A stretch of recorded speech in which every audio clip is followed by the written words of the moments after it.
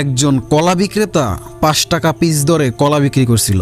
প্রচুর বিক্রি হচ্ছিল, মানুষ নিচ্ছে আর ছিলে ছিলে খাচ্ছে। এটা দেখে বিক্রেতা ভাবলো, যদি কলাগুলো ছিলে রাখি তাহলে ক্রেতাদের ছিলতে কষ্ট হবে না এবং ছিলে দেওয়ার কারণে দামও বেশি পাবো। তখন সে কিছু কলা ছিলে তার দাম ধার্য করলো ৬ টাকা পিস। এখন ক্রেতারা এসে তার কাছে দাম জিজ্ঞাসা করলে সে বলছে এগুলো ৫ টাকা আর শিলাগুলো ৬ টাকা। দেখা গেল ক্রেতারা তখন ৫ টাকা দরের কলাই নিয়ে যাচ্ছে। সে ভাবলো যখন কম দামি কলা থাকবে না তখন দাম বেশি দিয়ে নিয়ে যাবে। এক সময় ৫ টাকার কলা সব শেষ হয়ে গেল। এখন আর কোনো ক্রেতাই তার কাছে আসছে না। তবে প্রচুর মাছি এসে বিনামূল্যে কলা খাচ্ছে আর ভো ভো করে উড়ে বেড়াচ্ছে।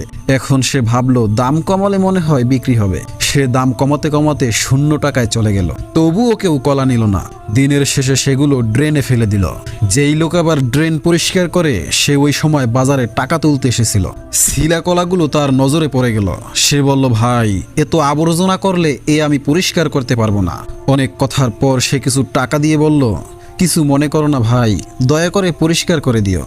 শোনো মেয়েরা, আমি মূলত কোনো কলা বিক্রেতার গল্প শোনাতে আসিনি। বর্তমান যুগের মেয়েদের অবস্থার কথা বলছি। বর্তমান যুগের মেয়েদের অবস্থা ঠিক এই রকম। আগেকার মেয়েরা পর্দা করে চলতো, তাই তাদের টাকা দিয়ে সম্মানের সাথে নিয়ে যেত। এখন এরা কলার মতো খোলা থেকে দাম বাড়ানোর প্রচেষ্টায় আছে। দাম তো বাড়ছেই না, বরং কিছু মাছি জাতীয় জন্তু তাদের উপরে বসে চুষে খেয়ে উড়ে পালাচ্ছে।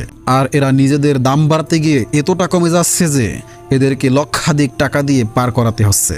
নারীর মর্যাদা পর্দায় কমে না, বেপর্দায় কমে। আল্লাহ পাক আমাদের বুঝার তৌফিক দান করুন, আমিন।